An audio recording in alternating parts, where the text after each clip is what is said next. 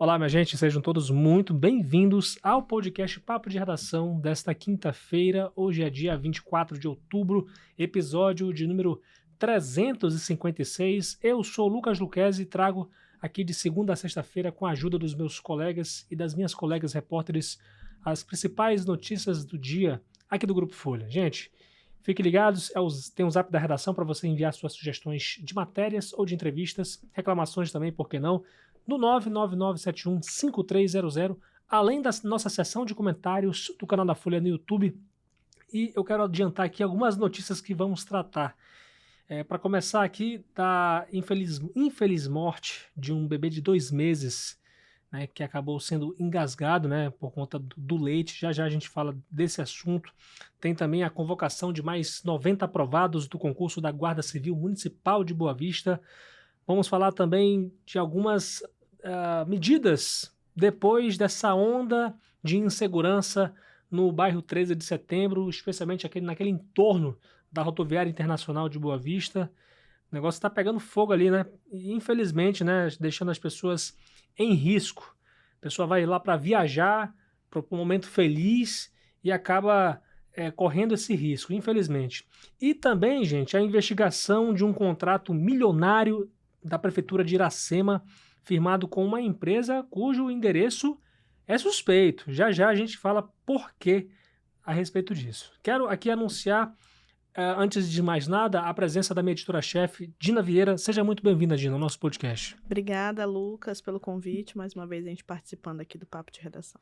Antes de ela falar a respeito dos assuntos que a gente vai tratar aqui, por exemplo, a convocação da GCM e ainda sobre essas medidas que vão ser tomadas pela Polícia Militar lá no 13 de setembro, quero começar aqui falando dessa infeliz morte da bebê de 2 meses que morreu na manhã desta quinta-feira no bairro Pintolândia, na zona oeste de Boa Vista.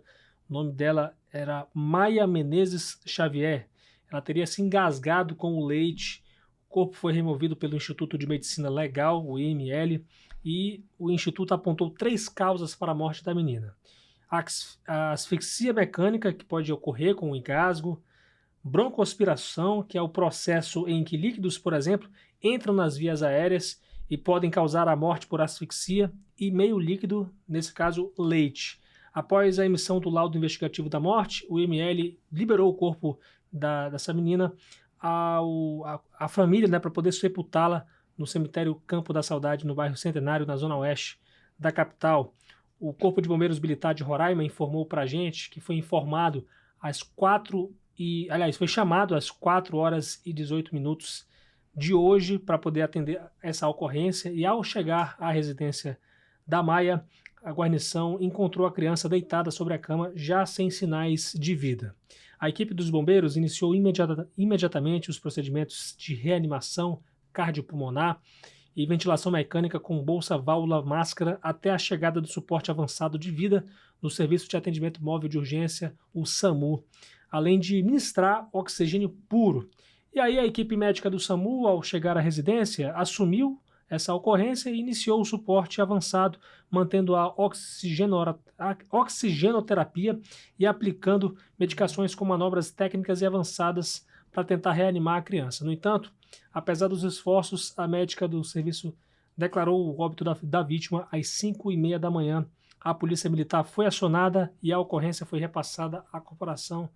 O que a gente tem aqui é lamentar essa morte, né? Ninguém deseja a morte de ninguém, e tampouco de uma criança de apenas 2 anos, tão frágil, né, e tão triste, uma morte de uma criança. Lucas, aproveitando aí, enquanto você estava aí falando sobre essa notícia, me veio uma coisa na mente, que eu acho que os nossos parlamentares fazem projetos de lei tão irrelevantes, que eu acho que se incluir no pré-natal manobras, né, de socorro, manobras de pré-atendimento, num caso desse, né, para a mãezinha ali, que mãe de primeira viagem, que não tem um filho. Isso, eu já tive 2 filhos e isso nunca foi repassado, né, de como você fazer uma massagem cardíaca num bebê, porque isso acontece muito, é muito comum crianças se engasgarem. E os pais, muitas vezes, não têm conhecimento de como ali fazer aqueles primeiros socorros. Então, acho que uma lei municipal nesse sentido, para que fosse incluído, né, no pré-natal, eu não sei, eu tô falando aqui meio que leigo, que eu não entendo, dando uma ideia, não né? entendo muito de leis, se seria municipal, estadual ou federal, mas se fosse incluído, né, esse tipo de aprendizado durante o pré-natal, para que as mães tivessem aí esse conhecimento, né, para que outras vidas pequeninas, assim como essa, não se percam. Pois é, né? Inclusive, eu admito aqui que eu simplesmente não saberia agir numa situação como essa, né? Então, isso é apenas um recorte do que acontece, né? As pessoas, os pais, de modo geral, não somente a mãe, né? Mas também o pai tem essa responsabilidade de cuidar de uma criança e aí tentar agir. E naquela hora fica nervoso, né? E você não sabe como agir. Gente. Imagino o quão desesperador deve ser. Gente, que pena mesmo, ó. Mas enfim, Dina, vamos falar aqui um pouco da Guarda Civil Municipal, que hoje teve a convocação de mais 90 aprovados no concurso da corporação. Fala pra gente o que a gente tem de informação isso sobre mesmo, né? O prefeito Arthur Henrique anunciou aí esse reforço na Guarda Municipal, esse do concurso de 2023, né? Completando então os 150 aí que seriam convocados, né? O concurso era para 150 vagas e agora eles completam aí com esses 90 convocados. Esse anúncio foi feito durante uma reunião aí com o secretário de Administração e Gestão e também representantes da comissão aí de aprovados, né? Segundo a prefeitura, esse decreto, né, de convocação vai ser publicado no Diário Oficial de amanhã, então aí a gente vai ter um reforço na Guarda Municipal com mais 90 guardas, né? Que bom, porque as nossas praças, nossas ruas precisam muito mesmo aí desse reforço, né? Pois é, porque a gente sempre, acho que desde que Boa Vista é Boa Vista, a gente sofre um problema muito sério com questão de vandalismo, as pessoas acho que não gostam de ver a coisa bonita, né? Verdade. A coisa bem prontinha ali, aí eu não sei o que dá nessas pessoas, que elas gostam de ver tudo quebrado, né? E aí quem paga a conta somos todos nós. E por falar mais ou menos dessa insegurança, o que está acontecendo ali na rodoviária não é brincadeira, né? A gente já tem falado dos impactos da migração venezuelana, de modo geral, na nossa cidade, no nosso estado, né? E a gente está vendo, infelizmente, uma favelização na rodoviária, no entorno da rodoviária, no bairro 13 de Setembro, de modo geral, e que isso está perdendo o controle. Por exemplo, nesse último domingo agora, teve um tiroteio que acabou vitimando uma pessoa inocente, né? E aí que a pessoa não tem nada a ver com isso. A pessoa vai lá para a rodoviária para viajar, ter um momento feliz, se despede das famílias porque vai demorar a se encontrar, sabe? Acontece muito isso. E, enfim, a população está no meio desse tiroteio, né? E agora a Polícia Militar parece que vai ter uma medida em torno disso, né?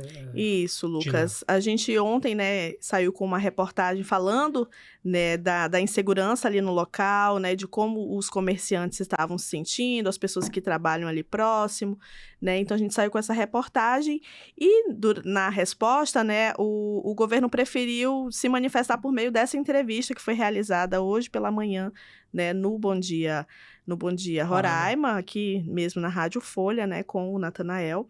Então, durante essa entrevista, né, o coronel Isael, né, ele disse que será implementada e está sendo implementada pela Polícia Militar uma rotina de policiamento fixa ali no 13 de setembro, né, mais precisamente na rodoviária, né, onde tem acontecido esses casos. Teve aquele outro caso mais recente também, né, de um tiroteio que o rapaz chegou a ser atingido, foi levado para o Hospital da Criança, que é bem ali do lado, também ainda tem esse... Sim, verdade, ainda bem tem esse caso, né?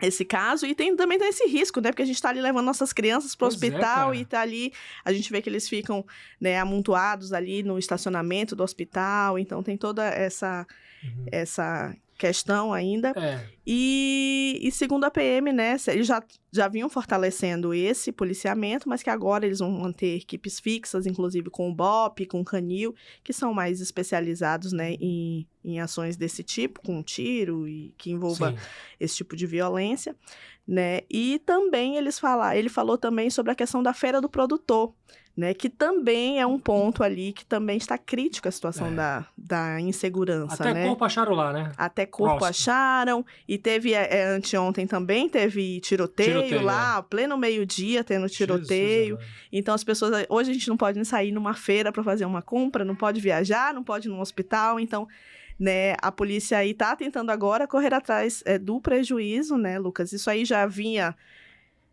sendo anunciado porque, gente, um monte de gente amontoado no meio da rua, sem ter onde morar, o tráfico de drogas intenso ali, é anunciado, é uma tragédia anunciada, né? Certeza. Então, parece a hora parece que precisa acontecer alguma coisa de grave para o pessoal acordar, né? É triste isso. Mas, enfim, a gente vai ficar aqui como jornalista, como cidadãos, cobrando nas nossas autoridades aí uma resposta. E eu quero deixar também aqui pincelar também a responsabilidade da Operação Acolhida, porque a Operação Acolhida diminuiu muito a sua capacidade de atendimento hoje, né? Eram vários abrigos, hoje tem bem menos.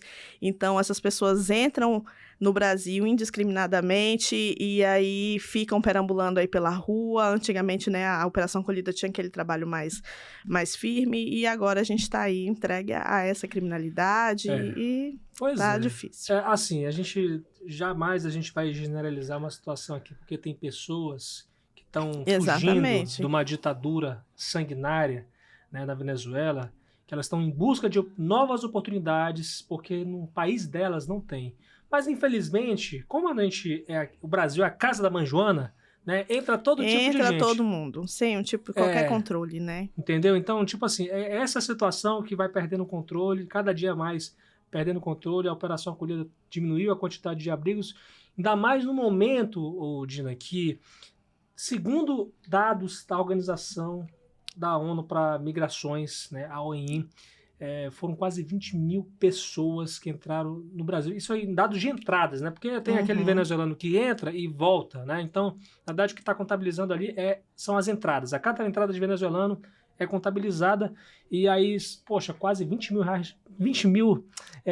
entradas no mês de agosto, né? Exatamente no mês seguinte à reeleição, né, do Maduro. Isso, e então, aumentou assim, muito. Que mostra um pouco do cenário, né, desse recorte aí, dessa crise que está cada dia pior, e vamos esperar com que, acho que é sonhar mesmo, porque do jeito que o Brasil não tem uma posição firme sobre essa crise, e aí quem sofre mais é a gente que está aqui na fronteira, infelizmente. Verdade, vamos esperar, né, e vamos cobrar também. Vamos cobrar, com certeza. Agradecer demais a sua participação aqui, Dina, até uma próxima. Obrigada, até a próxima.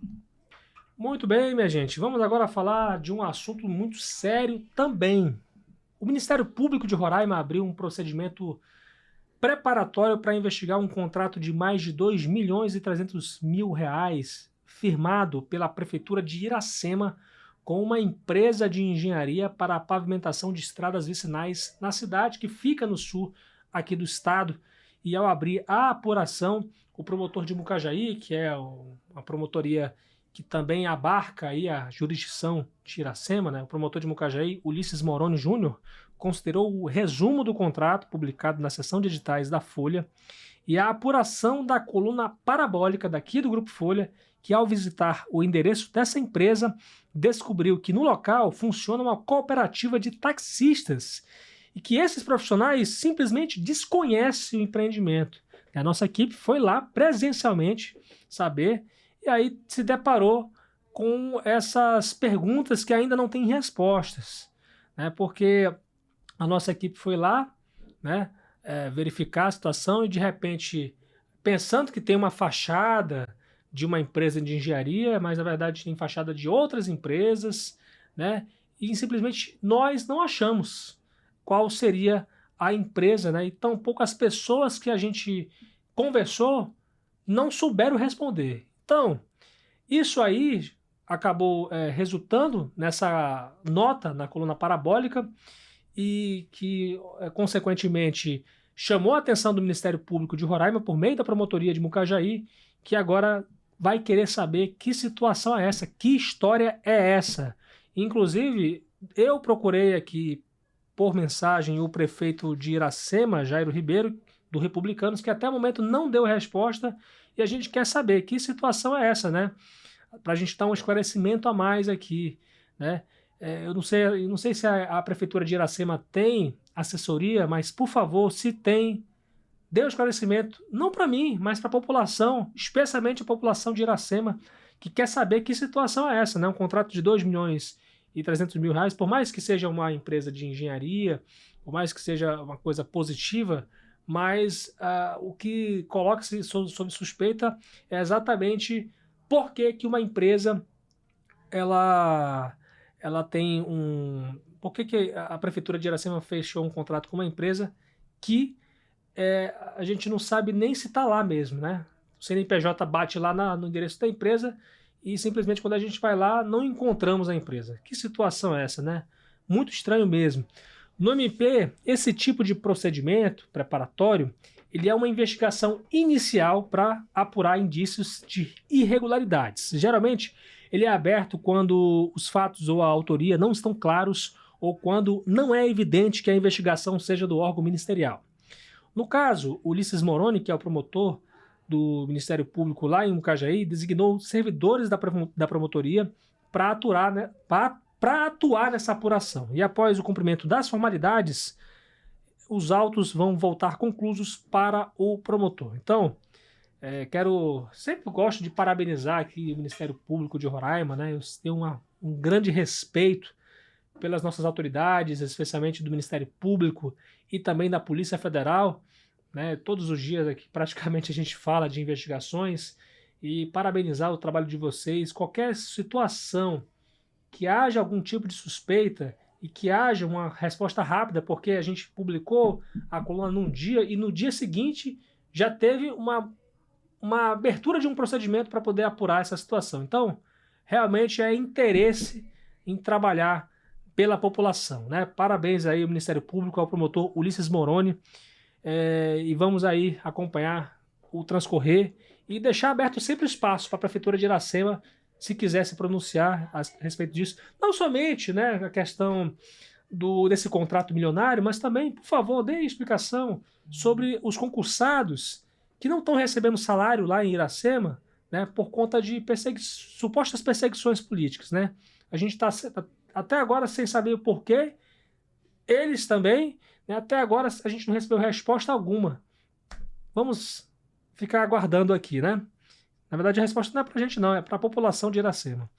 Gente, agradecer demais a companhia de vocês aqui no podcast Papo de Redação. Esse foi o Papo de Redação de número 356. Eu sou o Lucas Luquezzi.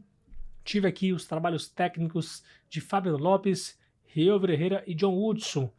Agradecer a sua companhia e deixar sempre o zap aberto para você interagir conosco.